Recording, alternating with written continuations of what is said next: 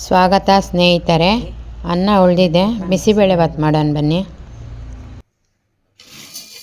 ತೊಗರಿಬೇಳೆ 1 ಗ್ಲಾಸು, ಅರ್ಧ ಗ್ಲಾಸು ಹೆಸರುಬೇಳೆ.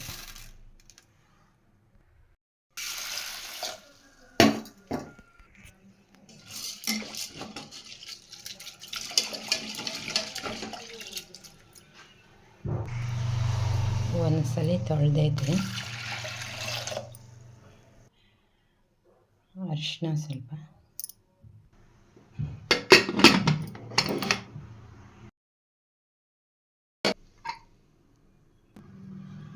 ಬೇಳೆ ಚೆನ್ನಾಗಿ ಬೆಂದೈತೆ.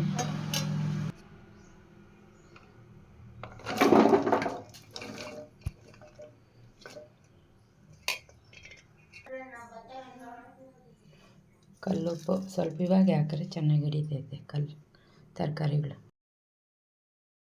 ಬೇಳೆ ಎಲ್ಲ ಚೆನ್ನಾಗಿ ಬೆಂದೈತೆ. ಇವಾಗ ಒಂದು ಒಗ್ಗರಣೆ ಮಾಡ್ಕೊಳ್ಳೋಣ.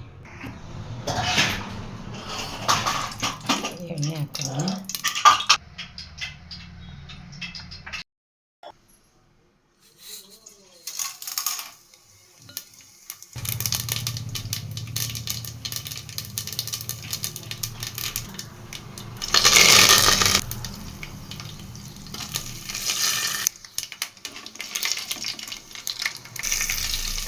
ಕ್ಯಾಪ್ಸಿಕಮ್,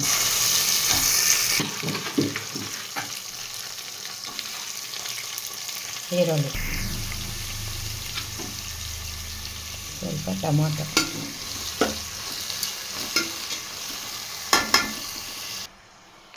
ಇದು MTR ಬಿಸಿಬೇಳೆ ಭಾತ್ ಪೌಡ್ರು.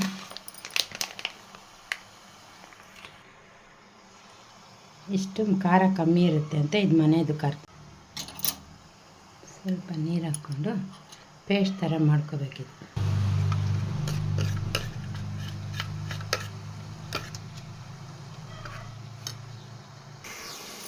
ಈ ಥರ ಬೆಂದಿರೋ ಟೈಮ್ನಲ್ಲಿ ಬೇಳೆ ನೀರು ಇದಕ್ಕೆ ಹಾಕಬೇಕು.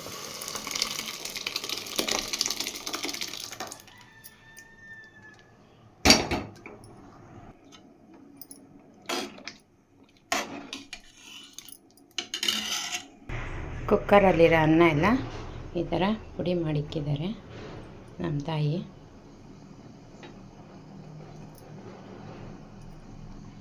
ಎಲ್ಲನೂ ಹಾಕೋಬೇಕು.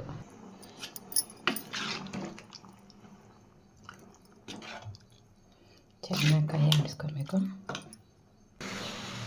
ಈ ಟೈಮ್ನಲ್ಲಿ ನಾವು ಇದು ಮಾಡ್ಕೊಂಡಿದ್ವಲ್ಲ ಬಿಸಿಬೇಳೆ ಭಾತ್, ಮನೆ ಖಾರ ಪುಡಿ, ಸಾಂಬಾರು ಪುಡಿ ಹಾಕಬೇಕು. ಇದಕ್ಕೆ ಸ್ವಲ್ಪ ನೀರು ಹಾಕಿ ಹಾಕ್ತೀನಿ.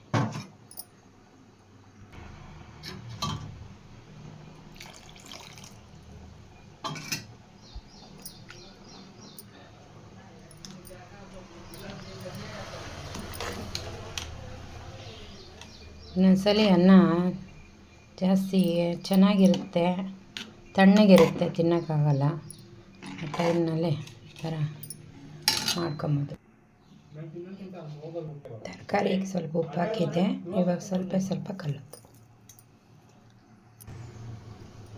ಸ್ವಲ್ಪ ಬೆಲ್ಲ ಹಾಕ್ಕೊಂಡ್ರೆ ತೊಗರಿಬೇಳೆ ಹಾಕಿರೋದು ಚೆನ್ನಾಗಿರುತ್ತೆ. ಬೇಕಾದವ್ರು ಹಾಕ್ಕೊಬೋದು, ಬೇಡದವರು. ಬಿಸಿಬೇಳೆ ಭಾತ್ ರೆಡಿ. ದಯವಿಟ್ಟು ಸಬ್ಸ್ಕ್ರೈಬ್ ಮಾಡಿಕೊಳ್ಳ್ರಿ, ಲೈಕ್ ಮಾಡಿ, ಹೀಗೆ ನನ್ನ ವಿಡಿಯೋ ನೋಡ್ತಾ ಇರ್ರಿ ಸ್ನೇಹಿತರೆ. ನಿಮಗೆಲ್ಲ ಧನ್ಯವಾದ ಸ್ನೇಹಿತರೆ, ವಿಡಿಯೋ ನೋಡಿದವ್ರಿಗೆ. ಬಿಸಿಬೇಳೆ ಭಾತ್ ರೆಡಿ. ಸಾಂಬಾರು ಇಲ್ದಿರುವಾಗ, ವೈಟ್ ರೈಸ್ ಮಿಕ್ಕಿರುವಾಗ ಈ ಥರ ಮಾಡ್ಕೊಳ್ರಿ, ಚೆನ್ನಾಗಿರುತ್ತೆ ಬಿಸಿಬೇಳೆ ಭಾತು.